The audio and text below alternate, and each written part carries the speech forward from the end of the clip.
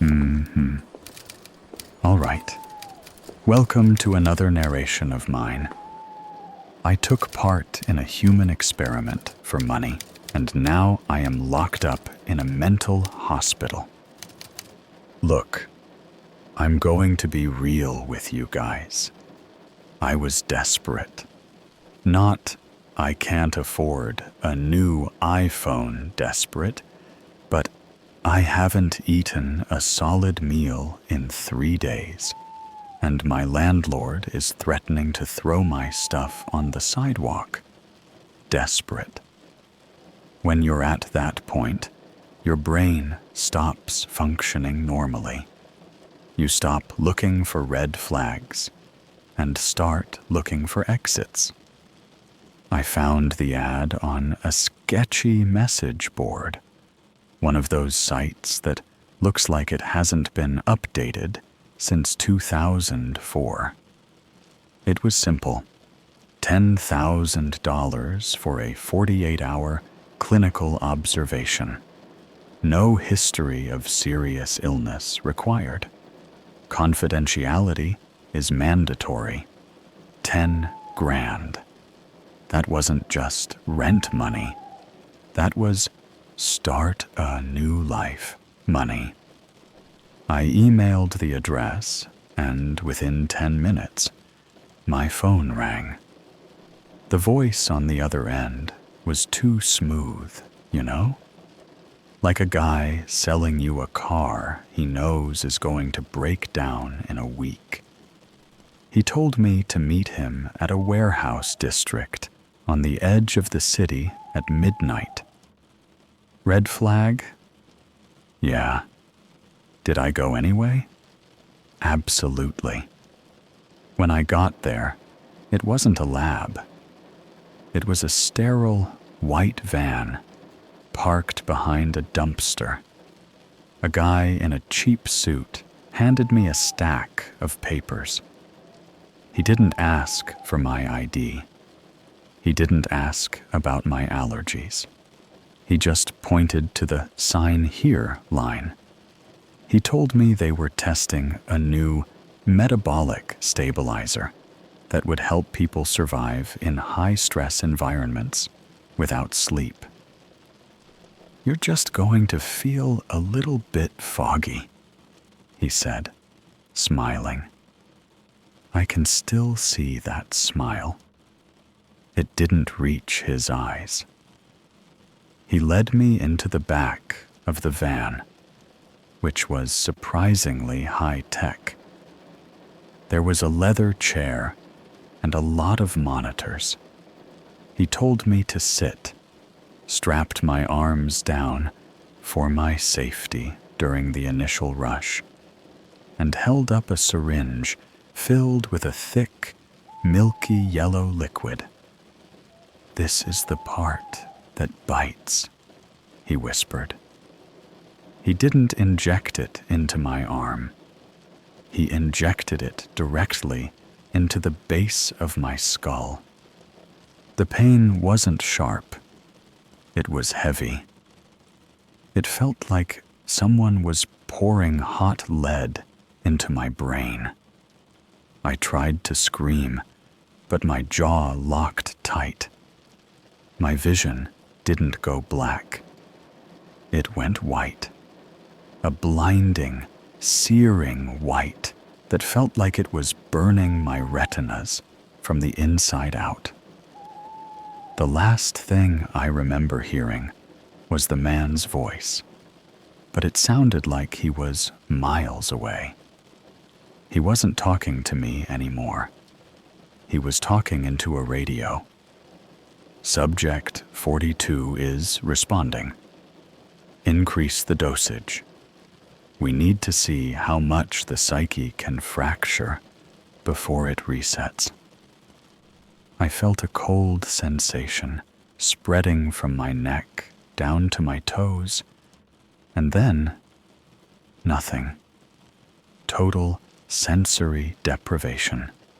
No sound, no light, no feeling of my own body, just my thoughts trapped in a void.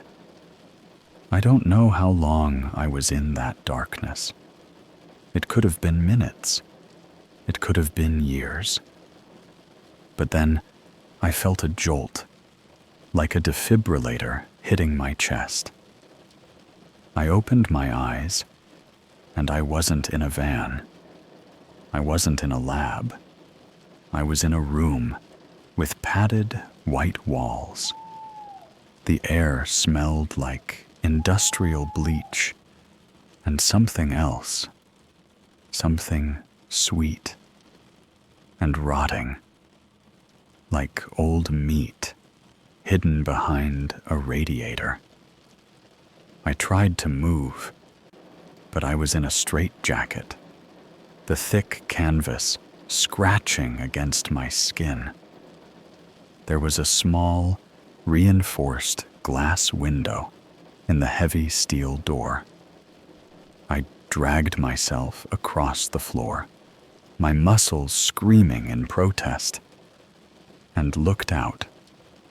The hallway was lined with doors just like mine, and from behind those doors, I didn't hear crying or screaming. I heard laughter, high-pitched, rhythmic, mechanical laughter that didn't sound human. Then, a face appeared at my window. It wasn't a doctor. It was the man from the van, but he was wearing a surgical mask. He looked at a clipboard, then looked at me. His eyes were cold, completely devoid of any empathy. "Morning, 42, he said through the intercom. The first 48 hours were a success.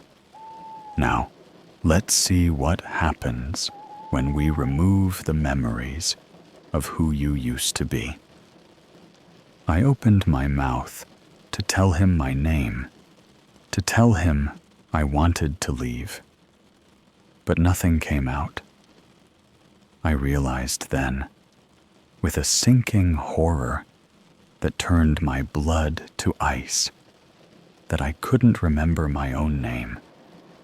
I couldn't remember my mother's face. I couldn't even remember what city I was in. I looked down at my arms, or as much as I could see of them through the jacket. There were dozens of tiny, blue injection marks tracking up my veins, marks that weren't there when I got into that van. These weren't 48-hour marks. These were months, maybe years, of needles. That's when I realized the $10,000 was never meant to be paid. I wasn't a volunteer. I was inventory. I spent what felt like weeks staring at the same 4 padded walls. The lights never went out. They just hummed. This low, vibrating drone that felt like it was trying to unscrew my teeth from my gums. Every time I started to nod off, a blast of white noise would scream through the hidden speakers, jolting me awake until my heart felt like it was going to burst through my ribs.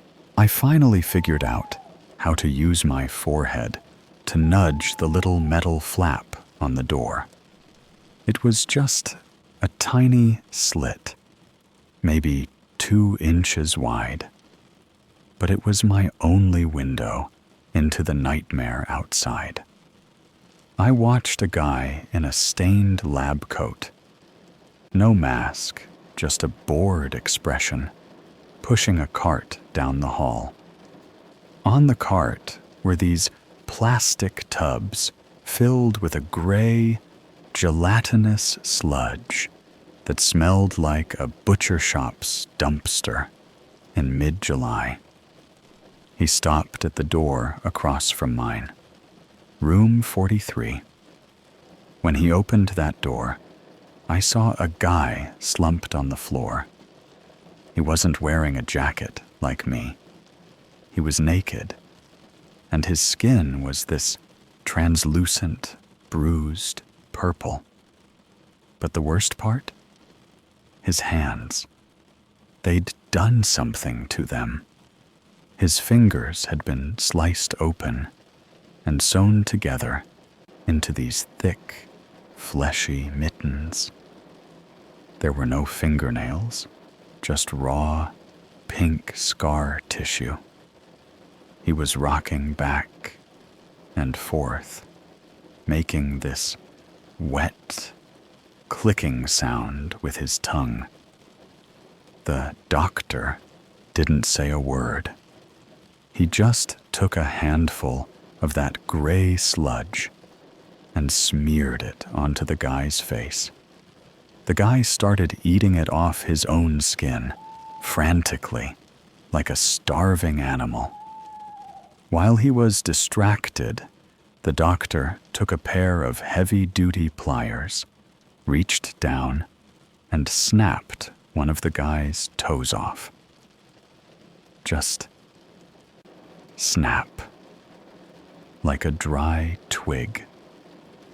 The guy in the room didn't even scream. He just kept clicking his tongue. He'd been broken so deeply that physical pain didn't even register as a reason to cry out anymore. I backed away from the door, retching. My mind was trying to find a memory, anything to remind me who I was. I tried to think of my mom's name. Nothing. I tried to remember my childhood dog. Nothing. It was like someone had gone into the library of my brain and burned every book. Then, the door to my room finally groaned open. 2 guys walked in. They weren't wearing fancy hazmat suits. They were wearing heavy rubber aprons and boots, like they worked in a slaughterhouse. They didn't use a gurney. They just hooked their hands under my armpits and dragged me down the hall. My bare heels scraped against the floor, and I felt the sticky residue of old blood and God knows what else sticking to my skin. They dragged me into a room that looked like a basement workshop. There was a rusted metal table in the center with leather straps that were dark with old stains. They threw me onto it and tightened the belts until the circulation cut off in my legs. There were no high-tech monitors here, just a tray of rusted surgical tools and a bucket of that yellow liquid. The man from the van, the guy who promised me the 10 grand, walked in. He looked tired. He had a cigarette hanging out of his mouth, the ash dangling precariously. 42, he muttered, looking at a crumpled piece of paper. We're running behind. We need to start the structural adjustments. He picked up a heavy mallet and a metal chisel. I started to thrash, screaming for help. But one of the guys in the aprons just shoved a dirty rag into my mouth, nearly choking me. Relax, the guy said, placing the chisel against my jawline. We're just fixing the silhouette. You're not going to need this face where you're going. He swung the mallet. I felt the bone in my jaw shatter. The pain was so intense, it wasn't even pain anymore. It was a white-hot explosion that turned the world into a blur of red. I could hear the sound of my own bone splintering, a wet, crunching noise that echoed inside my skull. He wasn't rebuilding me with science. He was carving me. He spent the next hour, or maybe it was 3, using those tools to reshape the structure of my face, pinning skin back with industrial staples. I was wide awake for every second of it, because they'd injected me with something that kept me from passing out, even as my body went into shock. When he was done, he held up a cracked hand mirror. I didn't recognize the thing looking back. My jaw was shifted, my brow was heavy and crooked, and my ears had been trimmed down to nubs. "Perfect," he said, wiping the blood off his chisel onto his apron. "Now let's see how he handles the recess with the others." They unstrapped me and threw me back into the hallway, which was now filled with about a dozen other subjects. All of them were mutated, stitched together, and shivering. The door at the end of the hall opened into a large, dark room. A voice came over the speaker, sounding way too cheerful for what was happening. "It's playtime, everyone. Last one standing gets to have a meal." They kicked me into that common room, and the heavy steel door slammed shut with a sound that felt like a coffin lid closing. The room was huge, shaped like a concrete bowl, and the floor was covered in a layer of sawdust that I quickly realized was there to soak up the leaks from the people inside. There were about 15 of us. Most were just sitting on the floor, rocking back and forth, staring at nothing. Now that I was up close, I could see the modifications better. One woman had her eyes stitched shut with thick, black fishing line, but she was tilting her head like she was listening to a conversation no one else could hear. Another guy was missing his tongue. He just sat there, making this wet, huffing sound through his nose. I tried to stay near the wall, my jaw throbbing so hard I could feel my pulse in my shattered bone. Every time I breathed, I could feel the industrial staples in my face pulling at my skin. Then, a small hatch in the ceiling opened. A shower of that gray sludge, the same stuff I'd seen the guy in room 43 eating, came raining down in a single, heavy pile in the center of the room. It hit the sawdust with a sickening thud. The change in the room was instant. The people who looked like they were catatonic suddenly snapped. They didn't run. They scrambled on all fours like insects. The woman with the sewn-up eyes was the fastest. She dove into the pile, shoving her face into the gray mess, grunting as she swallowed. I stayed back. The smell was overpowering now. It didn't just smell like old meat. It smelled like copper and bleach. I looked closer at the pile as a guy near me got shoved aside. In the middle of the gray sludge, I saw something shiny. I squinted. my vision still blurry from the mallet hits. It was a human molar, attached to a scrap of gum. I felt the bile rise in my throat. The meat they were feeding us. It wasn't cow or pig. They were feeding us the failed subjects. They were making us into cannibals to see how long it took for our brains to completely snap. "Eat," a voice hissed next to me. I jumped, nearly losing my balance. It was a guy who looked relatively normal compared to the others, except his ears had been completely removed, leaving just 2 raw, red holes on the sides of his head. "If you don't eat, they come in with the prods," he whispered. His voice was a raspy wreck. "The nurses like it when we fight. If we don't fight, they make the adjustments worse next time." "What is this place?"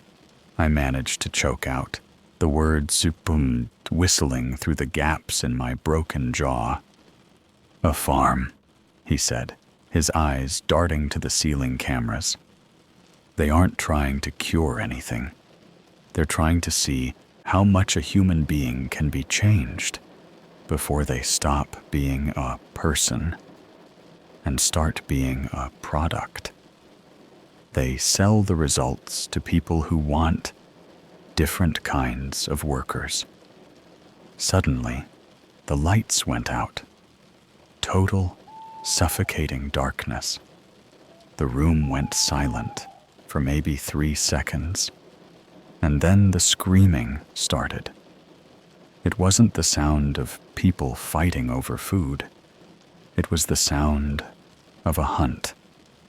I felt a hand grab my ankle, a hand with those thick, sewn together paddle fingers. I kicked out blindly, feeling my heel connect with something soft that gave way with a wet crunch. I scrambled away, sliding in the sawdust, my hands dipping into something wet and warm that definitely wasn't water.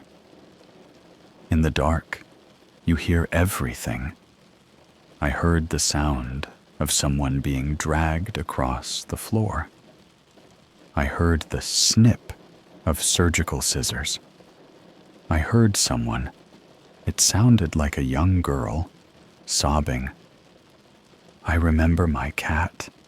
I remember his name was Whiskers, over and over again, until a loud crack silenced her. The intercom crackled to life, but there was no music. It was just the sound of someone breathing. Heavy, excited breathing. They were watching us through thermal cameras, enjoying the show. "Subject 42, the voice said. It was the man with the cigarette. "You're too passive. Show us the instinct we paid for." A red laser dot appeared on my chest. A second later, a door on the far side of the room opened, and a dog was let in. But it wasn't a dog. It was a hairless, muscular thing that had been modified, just like us. It had human teeth implanted into its jaw, and it didn't bark. It hissed. The laser moved from my chest to the throat of the guy with no ears who had been talking to me. "Kill it, 42, the voice commanded, "or the hound gets the only friend you have left." The guy with no ears looked at me, his eyes wide with terror. He knew what was coming. He started to back away, but the dog was already crouching, its human-toothed jaw dripping with that yellow chemical. I looked at a piece of heavy, rusted pipe that had been accidentally left near the wall. They wanted a monster. They wanted to see if I'd commit a murder just to survive another hour in this hellhole. I picked up the pipe. My hands were shaking so hard, I thought I'd drop it. I looked at the dog, then at the guy, then at the camera lens glowing red in the corner. I realized then that the experiment wasn't about my body. It was about how long it would take for me to enjoy the violence. I didn't think. If I had thought for even a second, I would have probably just laid down and let that thing tear my throat out. But when you're cornered and your jaw is held together by hardware and spite, something primal takes over. The hound lunged. It was fast, unnaturally fast, its muscular, skinless limbs bunching up like coiled springs. As it leaped, I swung the rusted pipe with everything I had left.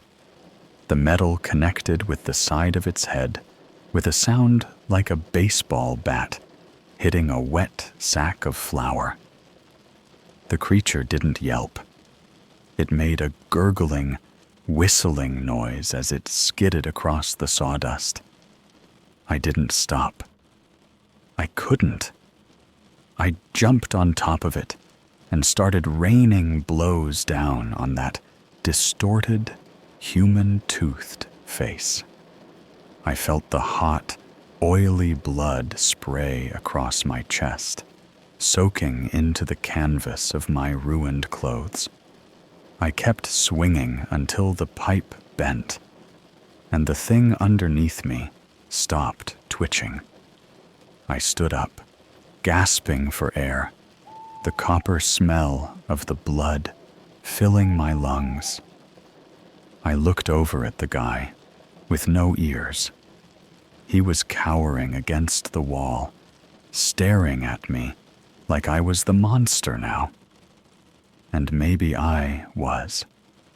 My face was a mess of staples and bruises, and I was standing over a carcass with a pipe in my hand. The lights flickered back on, blindingly bright. "Bravo! 42. The cigarette guy's voice boomed over the speakers. He actually sounded like he was clapping. "Incredible physiological response. You've earned your bonus." The heavy steel door didn't lead back to my cell. Instead, 2 men in those blood-stained rubber aprons came in, grabbed the dead hound by its hind legs, and dragged it out. Then they gestured for me to follow. They led me to a different part of the facility. This wasn't the meat workshop or the cells. This looked like a luxury hotel suite, which made it 10 times more terrifying.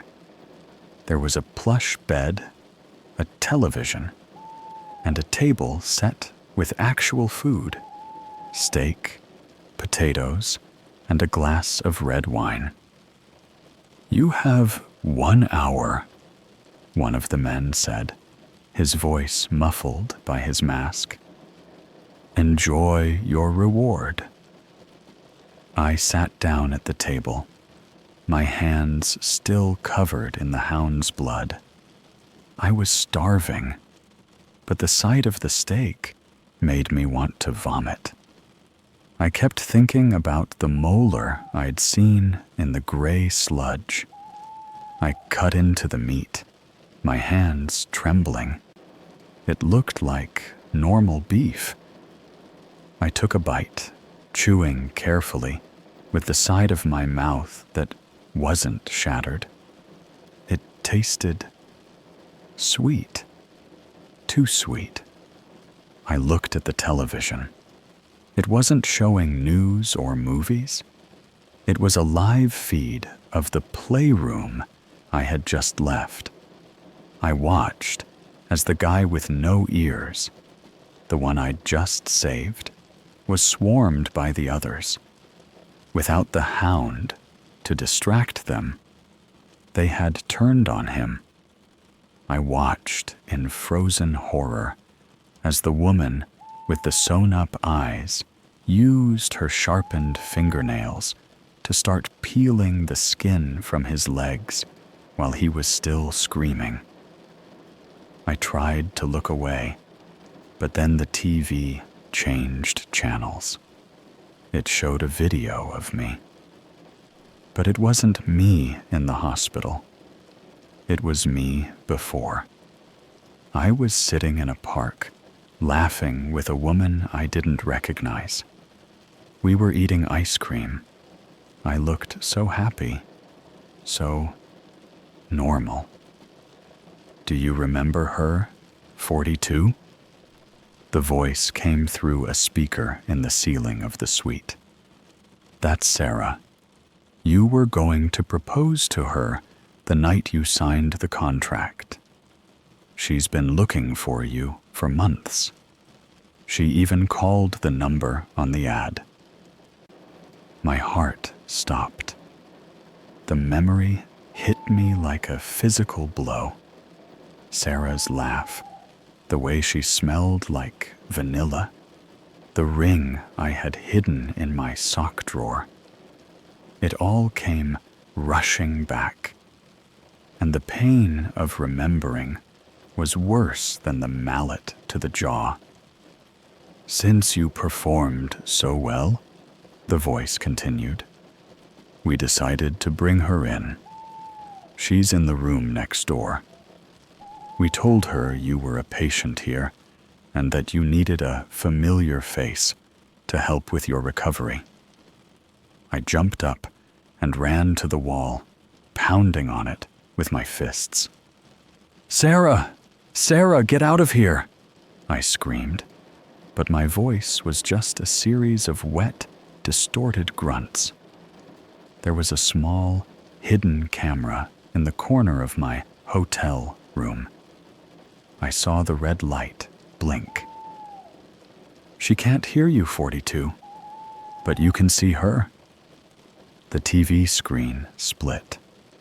On the left was me, covered in blood and staples. On the right was Sarah. She was sitting in a sterile white room, looking nervous but hopeful. She was holding a "Get well soon" card. Then, the man with the cigarette walked into her room. He wasn't wearing his apron. He was wearing a clean white doctor's coat. He smiled at her, that same fake, predatory smile. He's ready to see you now, he told her. But I have to warn you, the treatment has changed his appearance quite a bit. Don't be frightened. It's all part of the process. I watched as he led her toward the door. My door. I looked at my reflection in the polished silver cover of the food tray. I looked like a demon. My face was a jigsaw puzzle of scars and metal. My eyes were bloodshot and yellowed from the injections, and my clothes were soaked in the gore of the creature I'd just killed. If she saw me like this, the shock alone would kill her. Or worse, she'd realize that the man she loved was gone, replaced by this thing. The handle to my door started to turn. Go ahead, Sarah, the voice whispered through the speaker in my room. Give him a kiss. The door creaked open, and for a second, the world went dead silent. Sarah stepped in. She looked so clean, so incredibly human. She was wearing her favorite yellow cardigan, and she was clutching that stupid "Get Well" card so hard her knuckles were white. The smell of her, vanilla and actual laundry detergent, hit me, and it felt like a physical punch to the gut. It didn't belong in a place that smelled like bleach and rot.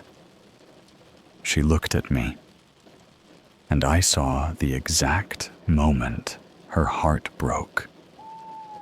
Her eyes went from hopeful to confused, then to a level of pure, unadulterated terror that I'll see every time I close my eyes for the rest of my life. She didn't scream. She just let out this tiny, pathetic whimper and dropped the card. No, she whispered. No, this isn't him. The cigarette guy stepped in behind her, putting a hand on her shoulder. It's okay, Sarah. He's just had a rough recovery. Why don't you get closer? He's missed you. I tried to back away, to hide in the shadows of the room, but the hotel lights were designed to be perfect. There was nowhere to hide the staples in my skull, or the bits of the hound's brain, matter still matted in my hair. I tried to shake my head, to tell her to run, but my jaw just clicked and leaked a bit of yellow fluid. I'm sorry, I managed to groan out. It didn't even sound like English. It sounded like a boot stepping in deep mud. Then, the cigarette guy's smile changed. It went from fake doctor to hungry wolf. He leaned into Sarah's ear and whispered something I wasn't supposed to hear. The experiment isn't about him anymore, Sarah. It's about grief. We want to see if the human heart can still love something this repulsive. And if it can't, we want to see what happens when we make you look just like him. Sarah tried to bolt, but he was faster. He grabbed her by the hair and slammed her face into the edge of the mahogany table. The sound of her nose snapping was identical to the sound of the mallet hitting my jaw. I lost it. I didn't care about the cameras or the rules. I lunged at him, but before I could even get close, the floor beneath me gave way. It was a trap door, another feature of the room. I fell 10 feet and landed hard on cold, wet concrete. I looked up, and I could see through a reinforced glass ceiling. I was back in a pit, and Sarah was on the table I had just eaten at. They were already strapping her down. The intercom crackled. Phase 3. The pair bond test. Subject 42. You will watch the modifications from the observation pit. If you try to look away, the floor will be electrified. Let's see if you still want to be with her when she's been perfected for you. For the next 6 hours, I was forced to watch. I watched through that glass as they took the same rusted tools to her. I watched them use the fishing line on her eyes. I watched them replace her teeth with the same jagged, yellowed implants they'd given the hound. They weren't just changing her, they were matching us, like some kind of sick, twisted puzzle. By the time they were done, she wasn't Sarah anymore. She was a twin to the monster I had become. They lowered her into the pit with me, both of us covered in blood, both of us barely able to breathe. She crawled toward me, making that same clicking sound the guy in room 43 had made. She didn't recognize me. She didn't see her boyfriend. She just saw another thing that shared her pain. She curled up against my chest, and I felt the cold, sharp staples of her new face pressing against my own. The man's voice came over the speaker one last time, sounding bored now, like he was checking off a grocery list. Perfect synchronization. They've accepted the new reality. Pack them up. The buyer in Eastern Europe wants the couple set delivered by Friday. That's when I realized the mental hospital was just a shipping warehouse. We weren't patients. We were a custom order. I'm writing this on a smuggled phone I found in the pocket of one of the shipping crates. We're in the back of a truck now. I can hear the ocean. I think we're on a boat. Sarah, or whatever is left of her, is sleeping in the corner, her paddle hands twitching in her sleep. If you ever see an ad for a clinical study, if the money seems too good to be true, if they ask you to meet them at night, run.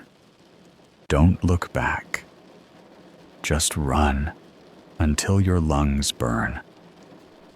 Because once they start adjusting you, you never really stop being their property. I can hear the locks turning on the crate. The doctors are coming to check the cargo. I have to hide the phone. God, I hope the boat sinks.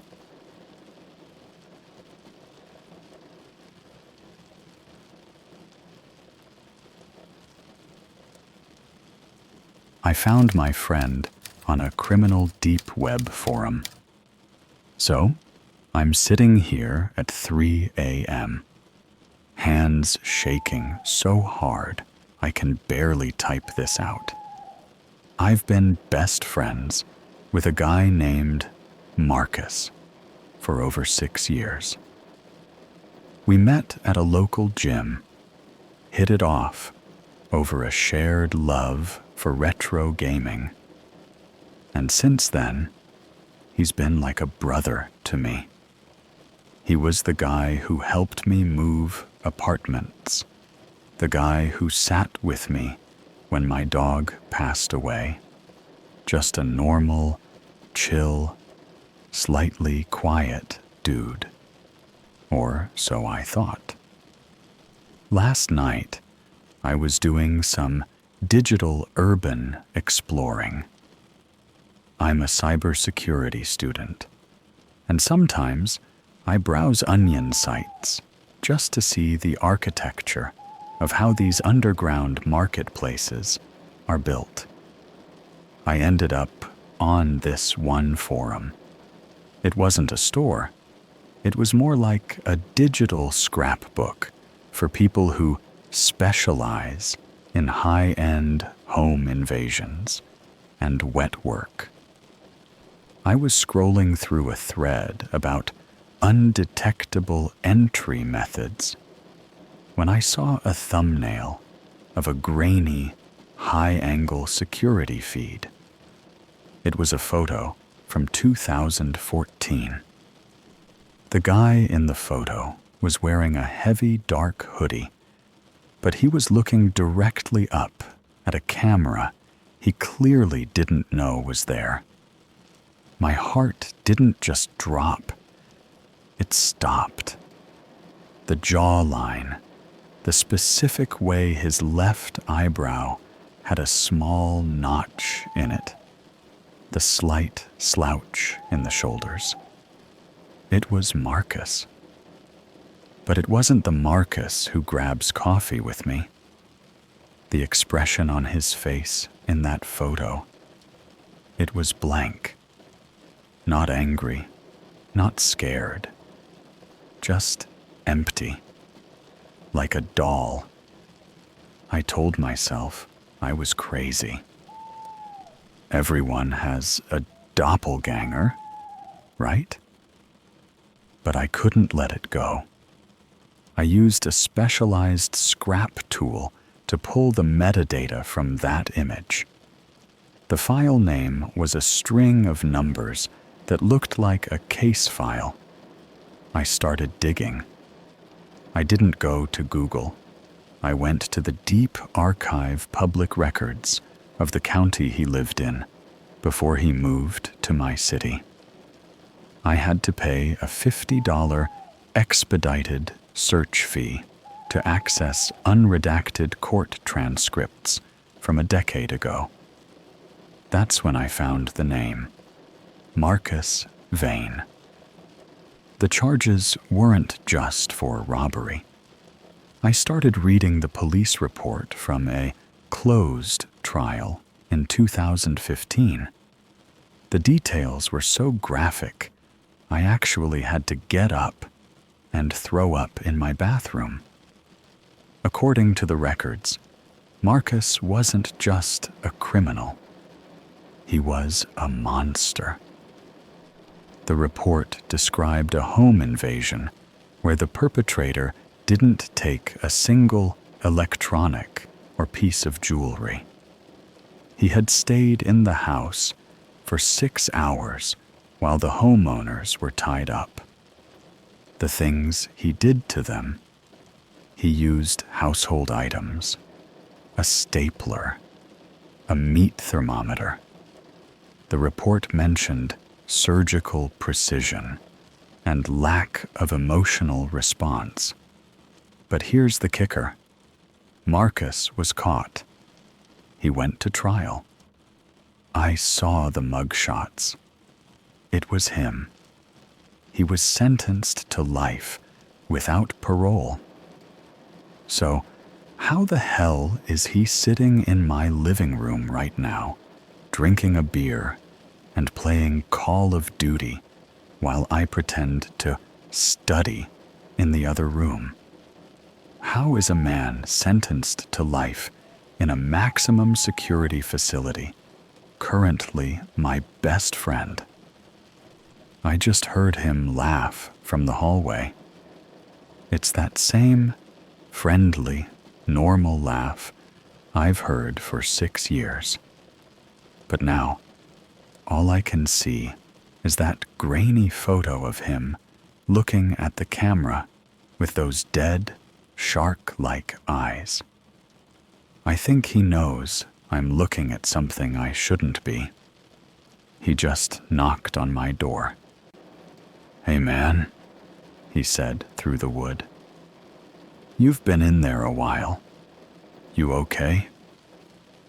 My voice cracked when I answered. I'm trapped in a house with a man who, on paper, doesn't exist outside of a prison cell, and who, in reality, likes to spend 6 hours playing with people before they die. I didn't open the door. I just sat there, staring at the handle, waiting for it to turn. My pulse was thumping so hard in my neck, I could hear it. After a few seconds of silence, I heard his footsteps recede back toward the kitchen. The floorboards creaked. The same familiar sound I'd heard 1,000 times. But now it sounded like a countdown. I knew I couldn't stay in that room forever. I needed to know if the Marcus I knew was a mask, or if the man in those records was a different person entirely. But deep down, I knew. That notch in the eyebrow. You don't forget a detail like that. Around 1 a.m., I heard him finally go to his room. Marcus, or whoever he is, usually sleeps like the dead. He's always bragged about being a heavy sleeper, which I used to think was just a lucky trait. Now, it felt like a tactical advantage. I waited an hour, then crept out of my room. I didn't turn on any lights. I used the glow from my phone screen to navigate. I wasn't going to his room, though. I was going to the backyard. Marcus has this shed. It's a sturdy, windowless wooden structure he built himself about 2 years ago. He told me it was for refurbishing old furniture, a hobby he picked up to stay busy. He always kept it locked with a heavy-duty master lock, and I never questioned it. Why would I? Everyone has their private space. I grabbed the spare key he keeps hidden inside a fake plastic rock near the patio. My hands were sweating so much, the key almost slipped out. When the lock clicked open, the sound felt like a gunshot in the quiet night. The moment I cracked the door, the smell hit me. It wasn't the smell of sawdust or varnish. It was a thick, sweet, metallic odor. The smell of a butcher shop that hasn't been cleaned in a week. It was the smell of iron and rot. I stepped inside and flicked on my flashlight. The beam cut through the dark and landed on a workbench. It was spotless, too spotless. There were no wood shavings, no half-finished chairs. Instead, there were rows of tools laid out on a magnetic strip. But they weren't carpentry tools. There were stainless steel retractors, bone saws, and a collection of long, thin needles that looked like they belonged in a 19th century surgery ward. Everything was polished to a mirror finish. Then I saw the projects. In the corner of the shed, there were several large plastic storage bins. I approached the closest one, my stomach doing slow flips. I lifted the lid. Inside wasn't furniture. It was clothing, children's backpacks, a woman's silk scarf, a man's wallet. All of them were stained with dark, brownish-red spots. But the most disturbing thing was the wall of history. On the back wall of the shed, behind a heavy curtain, Marcus had pinned dozens of Polaroids. They weren't just photos of people. They were photos of interiors.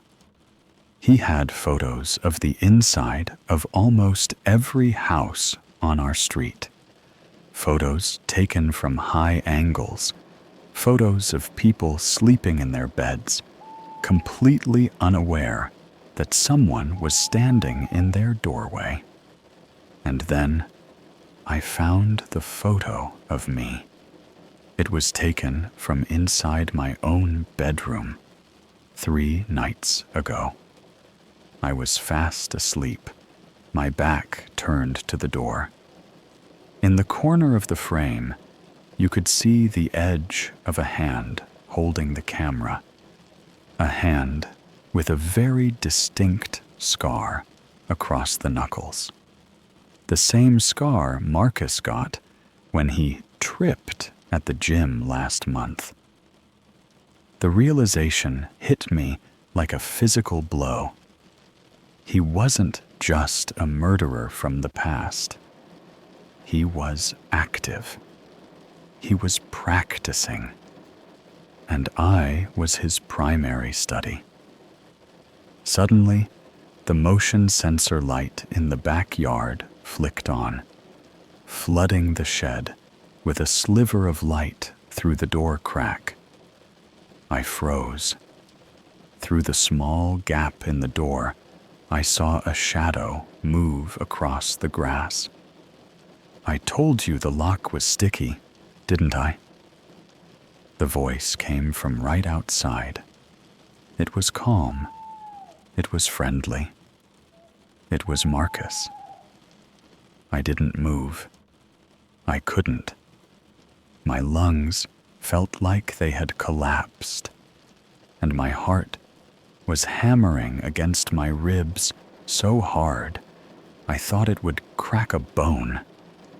The smell of that shed, that copper, sickly sweet stench, seemed to get 10 times stronger the moment I heard his voice. "You shouldn't be out here, man. The air is damp. You'll catch a cold," Marcus said. He sounded so normal. That was the most terrifying part. There was no rage, no movie villain growl, just the tone of a concerned roommate. The door creaked open all the way. Marcus was standing there in his gray sweatpants and a white t-shirt, holding a glass of water. He looked at the Polaroids on the wall, then back at me. He didn't even look angry that I'd broken into his private space. He just sighed, like I'd accidentally spoiled a surprise party. "I wasn't ready to show you the gallery yet," he whispered.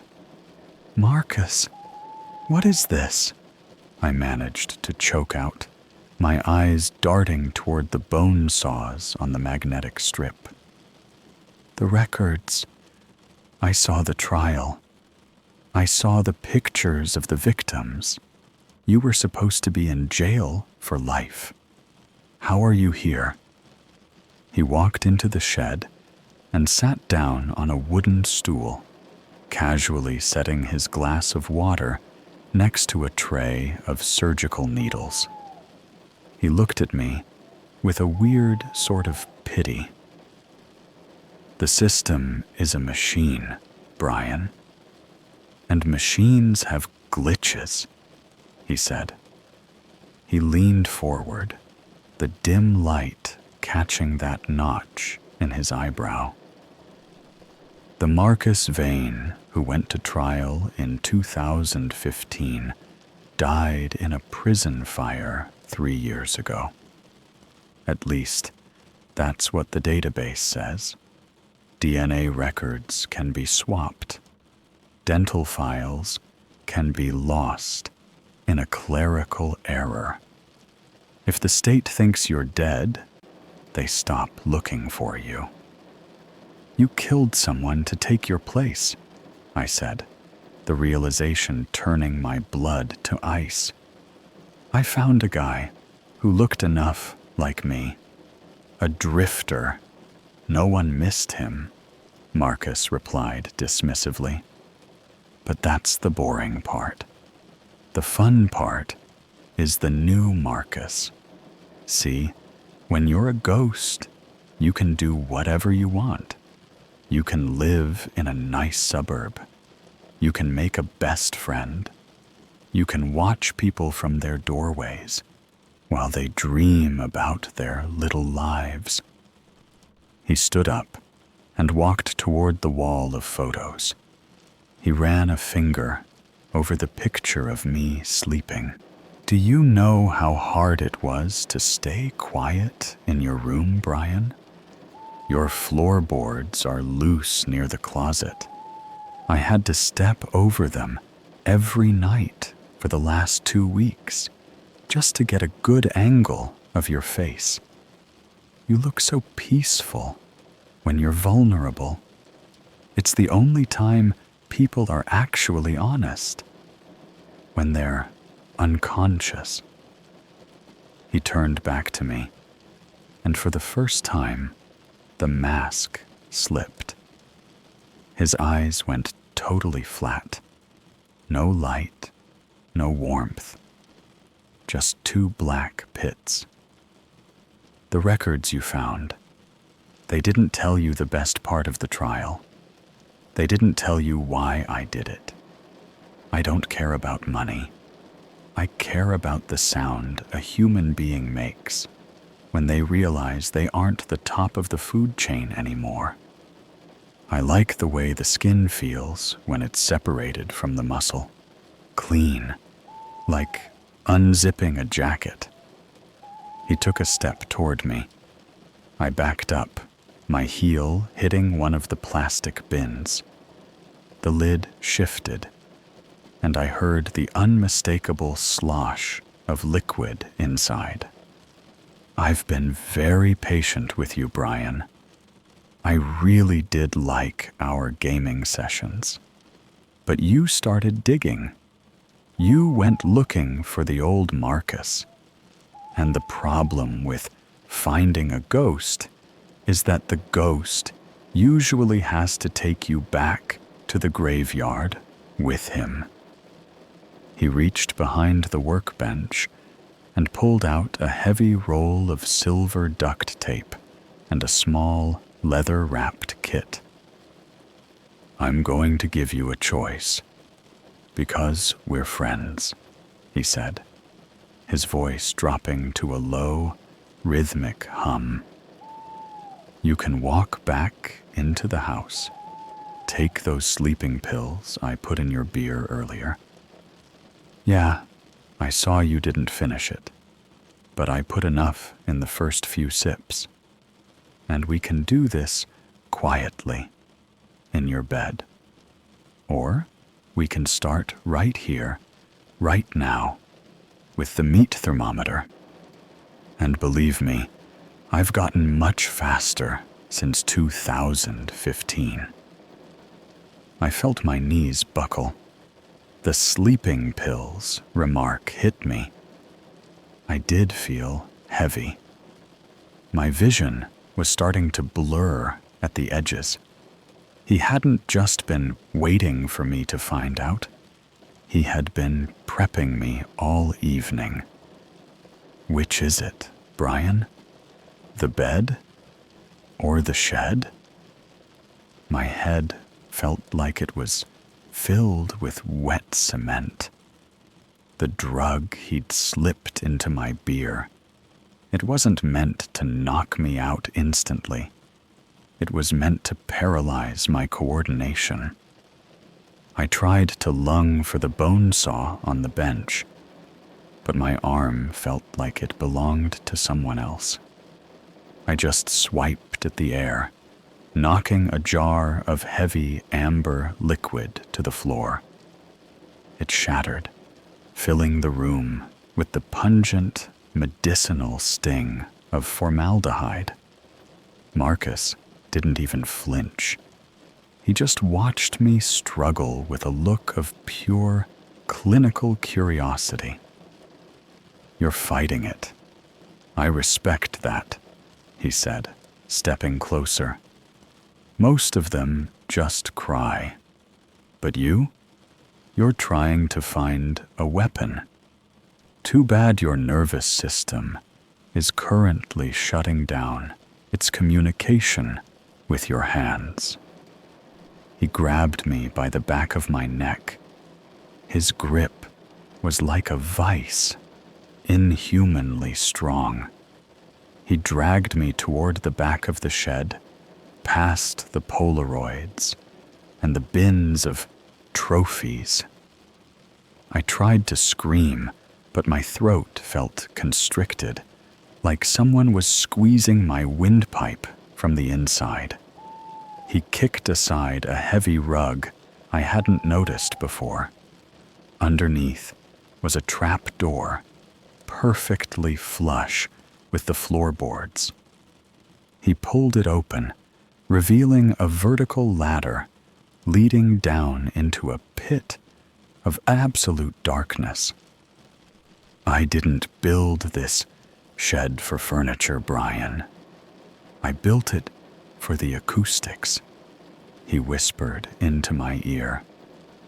Down here, you can scream until your vocal cords tear, and the neighbors will just think it's the wind in the trees. He didn't lead me down. He dropped me. It wasn't a long fall, maybe 8 feet, but landing on the cold, damp concrete floor sent a jolt of agony through my hip. I lay there, gasping, as Marcus climbed down after me with the grace of a predator. He flicked a switch, and a single, flickering, fluorescent bulb hummed to life. The basement was small, maybe 10 by 10, but it was a nightmare made of concrete and steel. In the center was an old, rusted dental chair, bolted to the floor. Around it were buckets, industrial-sized pails filled with a thick, dark slurry that I realized, with a jolt of horror, was mostly coagulated blood and hair. But the walls were what broke me. He had been wallpapering the basement. Large, irregular patches of what looked like parchment were stretched out and pinned to the concrete. As my eyes adjusted, I realized they weren't parchment. They were pieces of human skin, some still bearing faded tattoos, some showing the distinct marks of surgical stitches. They were dried and preserved, organized by texture and color. "I'm an artist, Brian," Marcus said, walking over to a small tray where he'd laid out the meat thermometer and the stapler from the 2015 police report. "The state calls it murder. I call it harvesting. Most people waste their lives. I make sure parts of them last forever." He grabbed me by the hair and hauled me into the dental chair. I tried to kick, but my legs were dead weights. He began ratcheting heavy nylon straps over my chest, my arms, and my forehead, pinning my skull against the cold headrest. "You know, I really did enjoy our talks about gaming," he said, picking up the stapler. He clicked it once, testing the spring. The sound was deafening in the small room. "But I always wondered what your skin would look like under this light. You have a very even tone. It'll preserve beautifully." He leaned in close, so close I could smell the peppermint on his breath. He held the stapler just an inch from my earlobe. I'm going to start with the small things to keep you awake. If you pass out, the heart rate slows and the skin doesn't flush the way I like it. We have all night. And since the world thinks I'm dead and you're studying, no one is coming, Brian. No one even knows we're here. He pressed the cold metal of the stapler against my skin. I felt the first sharp, searing spike of pain as the metal bridge punched through my flesh. But then I heard something. A faint, rhythmic scratching coming from behind the wall of skin. Marcus froze. His eyes darted to the corner of the room. The scratching stopped, then turned into a wet, muffled thud. Someone, or something, was in the walls with us. The scratching didn't stop. It turned into a frantic, wet, tearing sound. Marcus's face, which had been calm and clinical, suddenly contorted into an expression of genuine, panicked confusion. He dropped the stapler, and it clattered on the concrete floor. "Not yet," he hissed under his breath. "You're not supposed to be awake yet." He turned his back to me, rushing toward the wall where the largest patches of skin were pinned. He started frantically hammering on the concrete with his fist. That's when I saw it. The wallpaper was moving. A seam between two large pieces of human parchment began to bulge outward. A hand, pale, skeletal, and missing several fingernails, pushed through the gap. Then another. Marcus grabbed a heavy pipe from the floor and started swinging wildly at the wall. But it was too late. A section of the concrete, which I now realized was just a cleverly painted piece of thin plywood covering a crawl space, gave way entirely. Out tumbled a person, or what used to be a person. It was a man, gaunt beyond belief, his body covered in jagged, amateurish stitches. His eyes were wide and milky with cataracts, but he was moving with a manic, desperate energy. This was the drifter Marcus supposedly killed to fake his death. He hadn't killed him. He'd been keeping him. He'd been using him for parts. A living organ and skin farm hidden in a hole beneath the shed. The drifter didn't go for the door. He went for Marcus's throat. The two of them collapsed into the buckets of slurry, splashing the dark, metallic-smelling liquid everywhere. The drifter was biting, tearing at Marcus's face with a feral hunger, while Marcus screamed. A high, thin sound that didn't sound human at all. The adrenaline finally hit my system, burning through the paralyzing drug.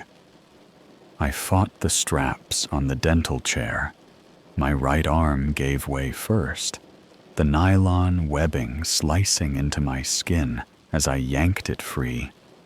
I fumbled for the stapler Marcus had dropped. As I freed my legs, I looked over at the struggle. Marcus had managed to get on top.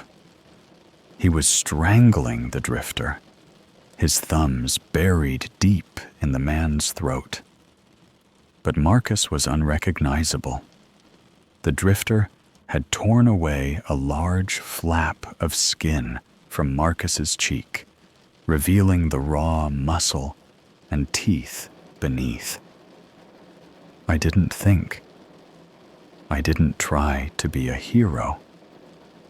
I lunged forward and slammed the stapler into the back of Marcus's neck, clicking it over and over until it ran out of staples.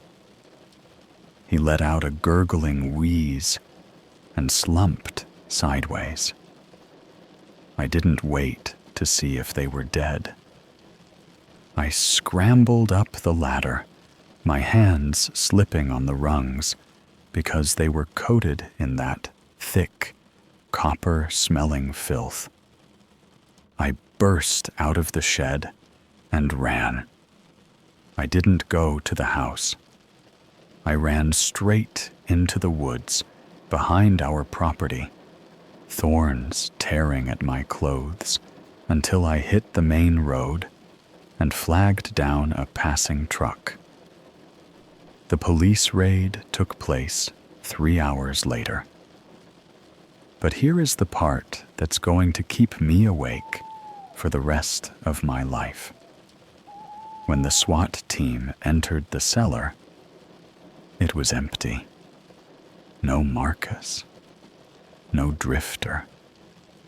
Just the buckets of blood, the chair, and the walls of skin. They found a tunnel leading from the crawl space to a drainage pipe 1/2 mile away. The lead detective sat me down yesterday. He looked pale. He told me they ran the DNA from the blood in the cellar.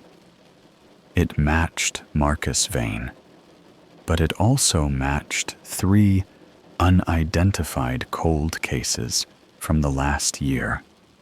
Cases where the victims were found missing large sections of their torso. But the worst part?